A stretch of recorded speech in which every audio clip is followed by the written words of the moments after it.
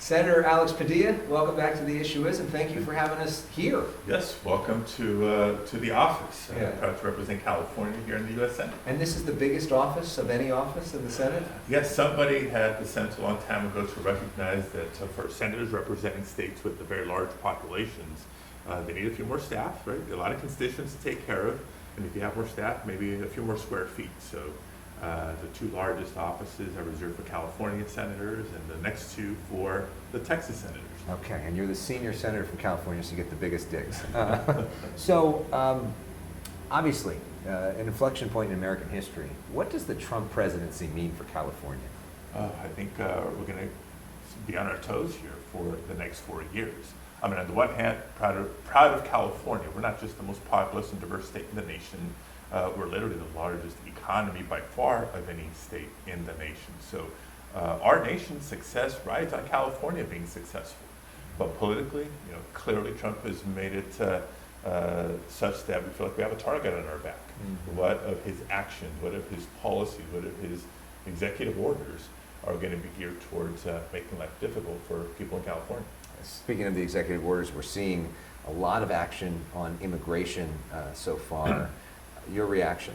Yeah, it's, well, I mean, he made it clear during the course of the campaign he wanted to be tough, but I wish he'd just be smarter. The net effect of the executive orders, as I've seen them thus far, are not only to make it impossible for anybody to come to the United States, which, look, I agree, we need a border that is orderly and controlled, but also humane, but also to deport millions of people who have lived here in the United States.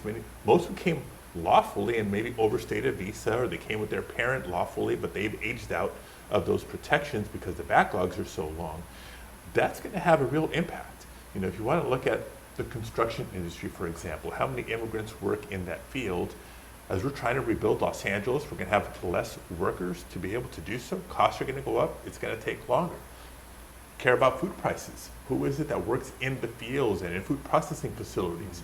Get rid of those workers, cost of food is going to go up. I thought, Alex, that the takeaway from the November election was people being concerned about inflation and prices.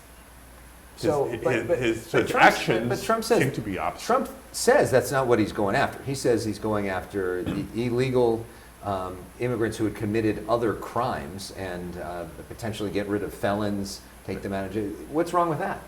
Well, devil's always in the details. If it was just targeting violent offenders, nobody disagrees with that. Democrats agree with that. Mm-hmm. But he'll say that in one speech and then turn right around and promise the largest mass deportation in our nation's history.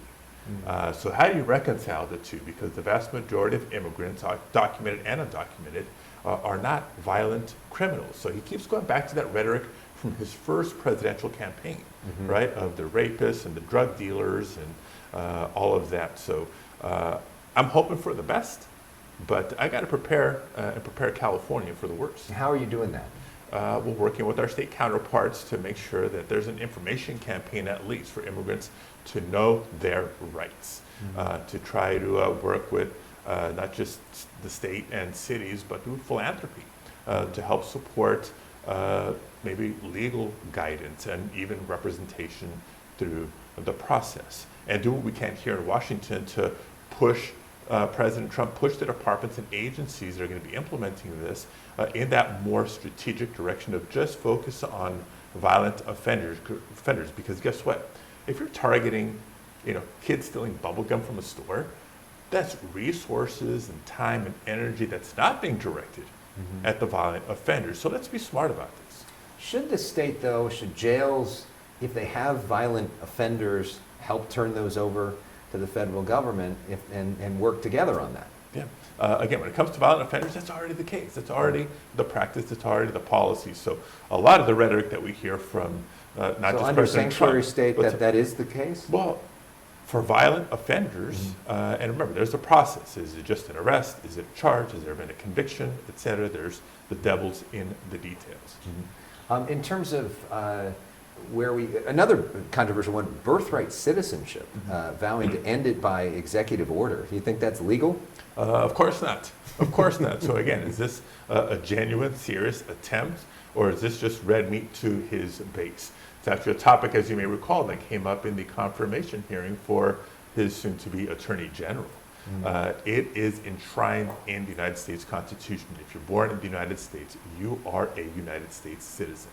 And the only way to change that is to amend the Constitution, which means Congress needs to act, 2/3 of the states would need to act. You cannot do it unilaterally. I mean, that seems pretty clear, doesn't it? I mean, some things are legally dubious, but that thing seems pretty clear. Pretty clear to you, pretty clear to me, but being pretty clear and constitutional, does that matter to President Trump? I guess in this case, not. What was it like for you sitting there and watching his inauguration? You know, I've been asked why I decided to go to begin with, and I'll tell you my reasons. First of all, I'm not an election denier, and so if we respect the electoral process, then we have to respect the results, whether your side won or not.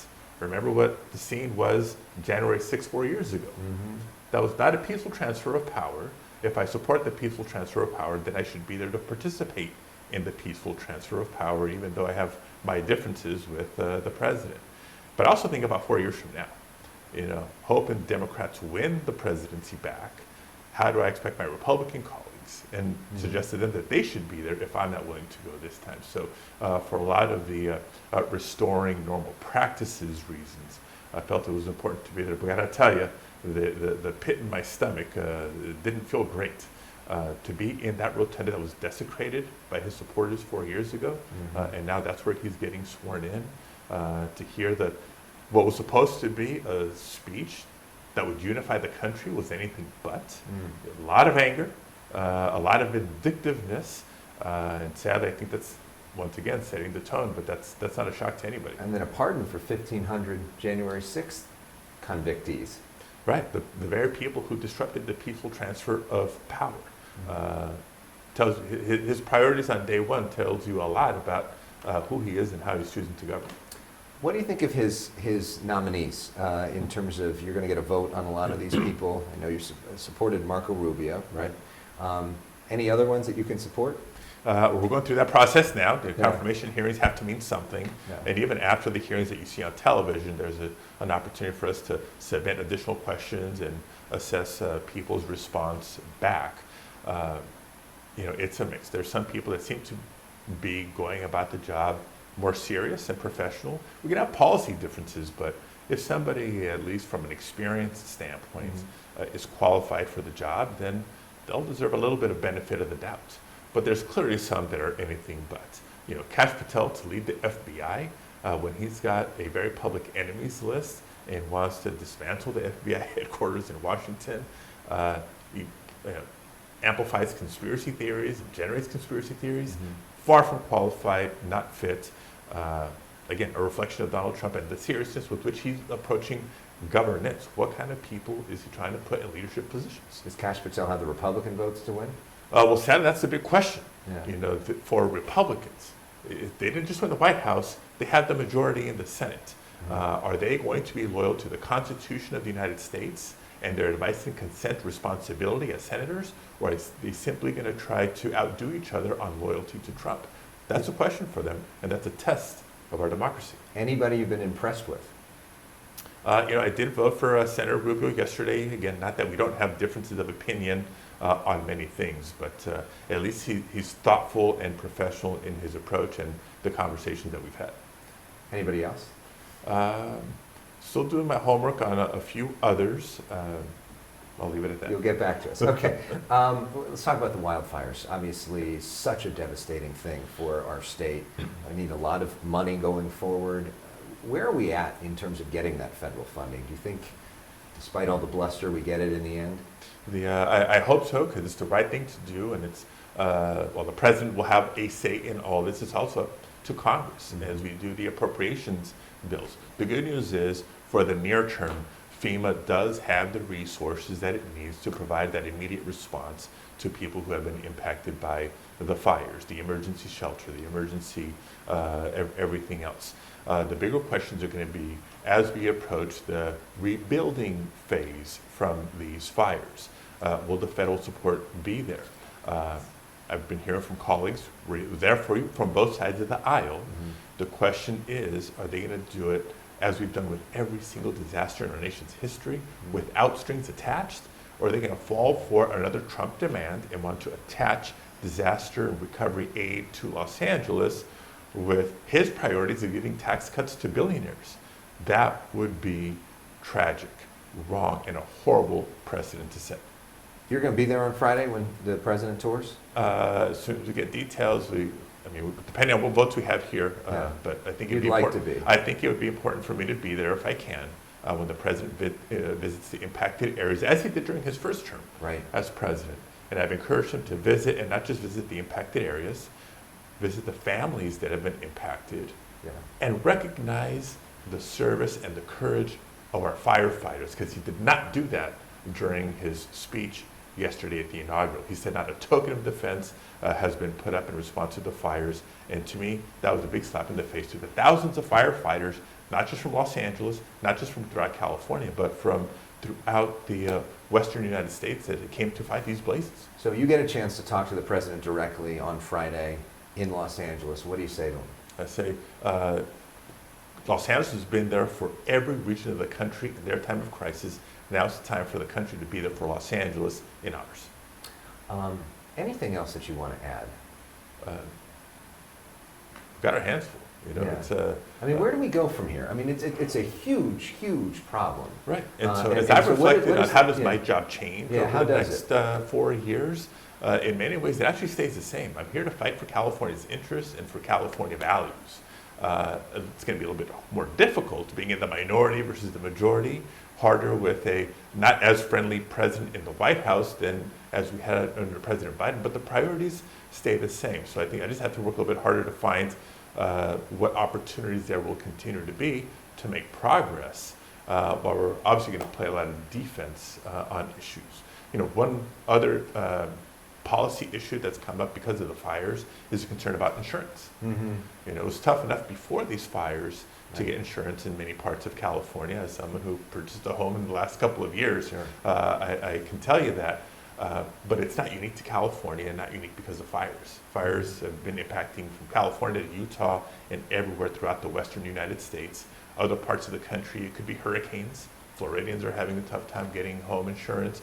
Other parts of the country, it's tornadoes or floods. There really is a national conversation to have of what our changing weather and extreme weather events is having on the insurance markets, Mhm. and what the federal government can do to either buttress insurance markets or work with states to ensure there's a public backup option to help protect folks. And just to that point, is there major federal change in policy that we now need to implement because of the wildfires? Yeah. Well, that's what we're looking at now. A lot of protections, whether it's emergency response, FEMA. I've introduced a bill to further incentivize states and local governments to pre-position assets when these red flag conditions are anticipated, when they're in the forecast.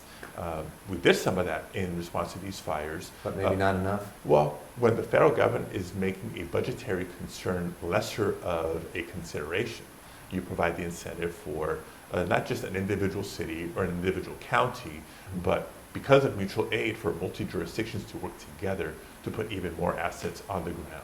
If you look at the state budget, for example, CAL FIRE's budget, way up. We had the largest firefighting aircraft fleet of any state, bigger than most countries, I would venture to say, because of our partnership. You know, we worked on legislation in recent years to bring surplus Department of Defense aircraft, C-130s, to California, getting retrofitted for firefighting Mhm. purposes, and they started with these fires. And lastly, last time I was in this office, Senator Dianne Feinstein was sitting behind that desk. How do you reflect on sitting in her chair? Yeah, it's, 4 years into this, it continues to be a big point of reflection for me. I used to work for her once upon a time, as you may recall. And if there's one thing about Senator Feinstein that I learned, it's how to go about being effective regardless of who's in the majority. And that's something I've been hoping to learn and emulate my first 4 years, but now being in the minority is going to be even more important for the sake of California. How do you think she did that?